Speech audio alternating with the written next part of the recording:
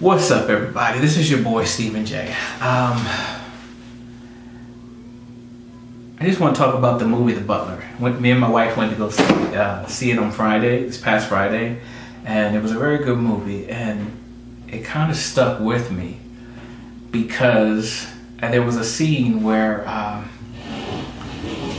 I think his name was Eugene Washington or Eugene Smith or whatever his name. The guy who played the butler was based off of a real story.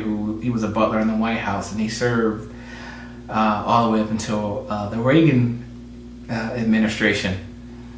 And at the point where Obama became president, his wife died the day before the results came in, the day before election night, and so he was able to see Obama make it into the White House.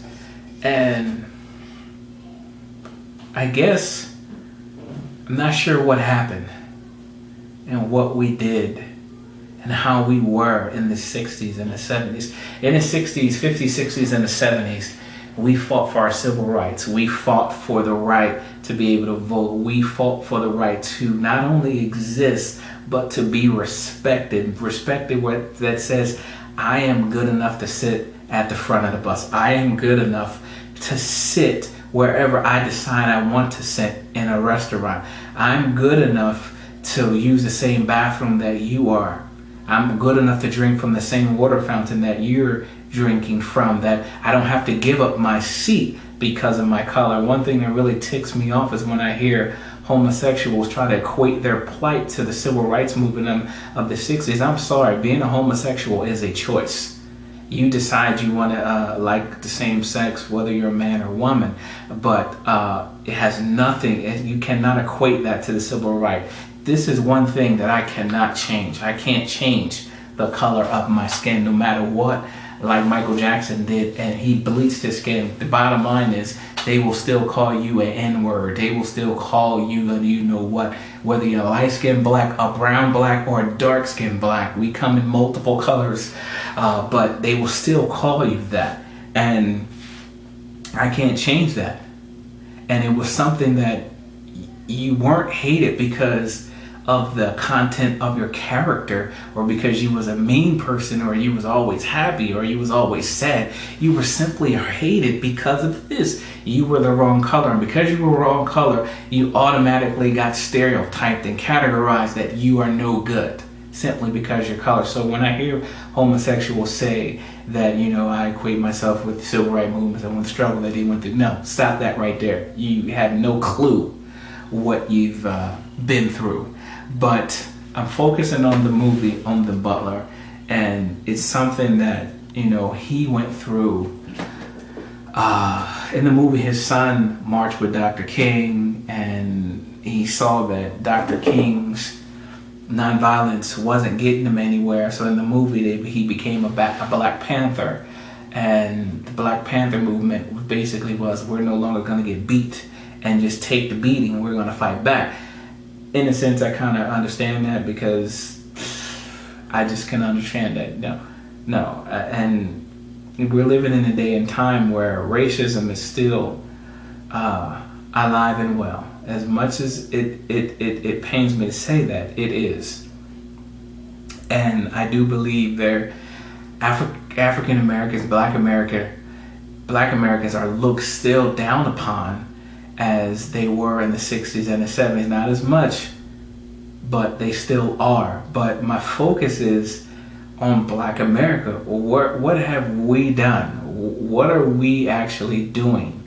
I was thinking about the other day that, technically Black Americans from the 60s and the 70s, they may not have been Republicans per se, but they were conservatives. They saved their money. They didn't overspend. They lived within their means. They raised their children right and to be respectful. This day and time now is that, it's like we don't even really care anymore. We want the handout. This, that, and the other. Give me this. Give me. I remember being in a barbershop in Wilmington, Delaware. And in this barbershop, you had young guys and you had old guys. And I was in there, so happened in there one day, and these old guys was in there, young guys were there. Old guys were sitting on one side of the barbershop. The old young kids, they were sitting on the other side. And the old guys were talking, and I was just listening to what they had to say. And the one old guy, they were talking about how it used to be. And they were saying that, the projects wasn't designed for you to come there and stay the rest of your life. He said the projects were designed for if you were down on your luck and you needed a place to stay. That's what the projects was for. It was a temporary solution to it was a temporary fix to a temporary solution. If you needed help, they were there and give you housing and help you out. And then once you get back on your feet, you would leave the projects. And it was kind of like supposed to be a revolving door. But he was saying now you got 3-4 generations living in a project. They came there and they stayed. Instead of, and I remember back then, nobody wanted to, Black America, I can't answer for white America, but Black America, they didn't, Black Americans, my mother was like, no, I don't want food stamps. I don't need no government assistance. I didn't want the government assistance. My mother busted her butt and still is busting her butt to put food on the table back then for her kids, me, my brother, and my sister. We've kind of lost that pride that says, I don't need the government's help. I can do it on my own. If I can't, then I'll ask for help. But I'm not going to sit there and lay down and let you give me something that I don't want. And we've got to get that type of pride back, where we don't need government assistance. I mean, if you need government assistance, yeah, set a plan. I need government assistance. I plan on using it for 6 months till I get back on my feet. Once I get back on my feet, screw you, government, or thank you, and goodbye.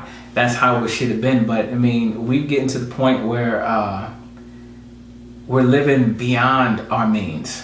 We're not living within our means, rather. We're living in low-income homes, but yet we're riding around in a $40,000 vehicle.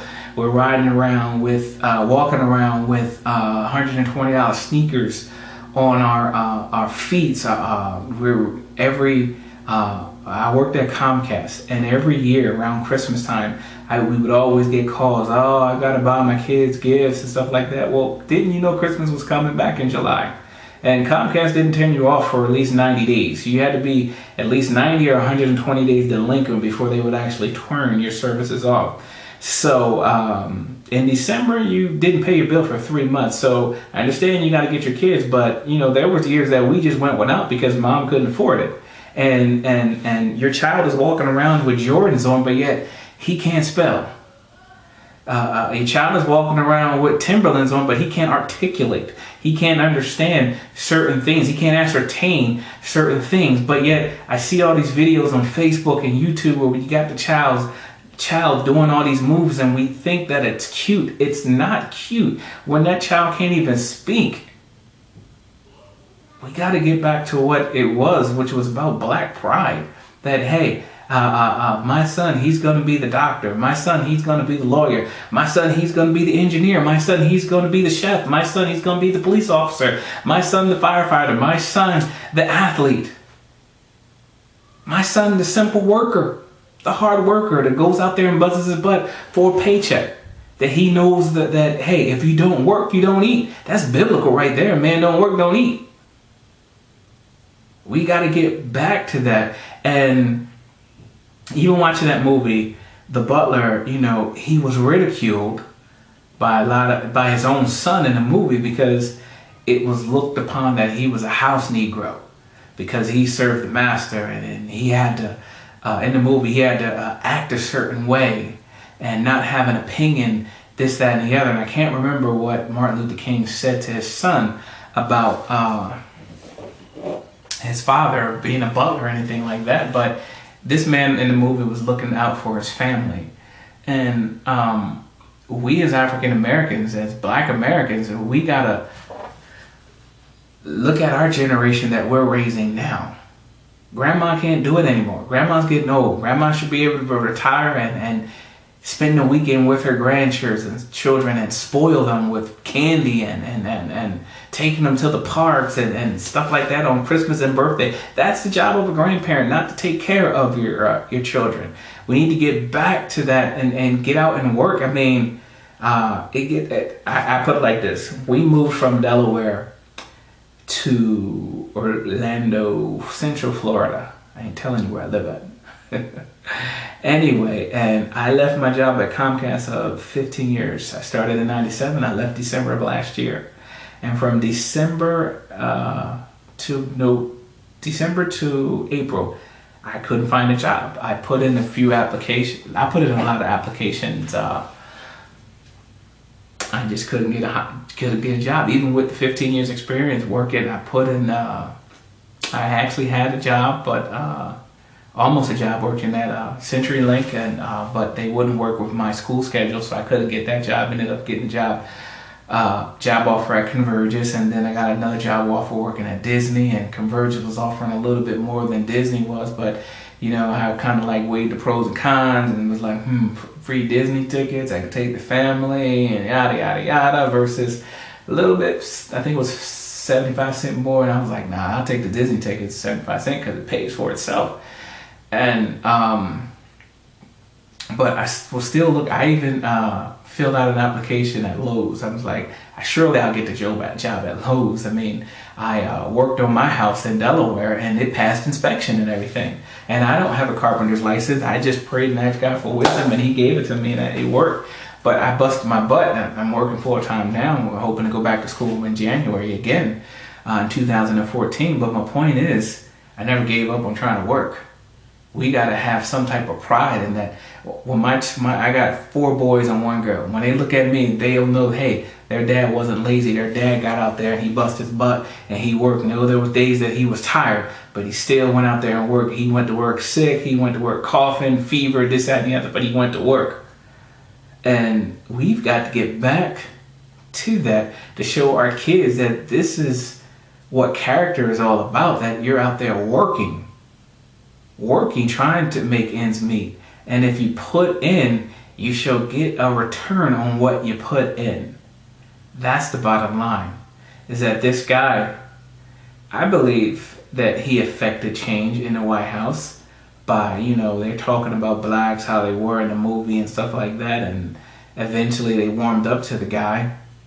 So, I mean, we've got to get back. You know, we got to raise our children right. We need to get our kids and ourselves back in church, and you know, raising our kids to respect the teachers in school, and stop trying to be the next hip hop artist, watching these stupid reality TV shows like Basketball Wives, Hip Hop Wives, or what is it called, Love and Hip Hop, and all these other shows that don't really show anything. I mean, if you're ghetto and loud, you got a TV show. Look at the Braxtons, that girl from the Braxtons. Look at Nene from Atlanta Housewives. If you're ghetto and loud like the Mob Wives, if you're just loud and just obnoxious, you get a show. You get a show. So, I mean, but we got to get back out there and do what's right. Go back to Black Pride. I wrote a poem. It is on YouTube. It's called Rise Above the Hate. And there's a part in that poem that says, one band, one sound was our war cry. We got to get back to that. And, you know, to white America, what I would say to you is that don't look at this and automatically judge that he's no good. Don't look at this and hold your pocketbook. Don't look at this, turn your head. I may just say good morning. I just looked at the gas prices yesterday. It was $3.15. Now it's $3.24. Guess what? I'm going through the same thing that you're going through. You cut me, guess what? My blood's the same color as yours. Don't automatically assume that I'm going to rob you, rape you, do whatever, because when you look at the scale of this whole world, we got some crazy white folk out there. We got some crazy black folk. We got some crazy Spanish folk.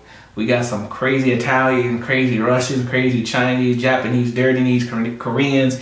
We all got craziness somewhere in the family, in our race. So, I mean, we just got to learn to get along if we're going to get up moving along.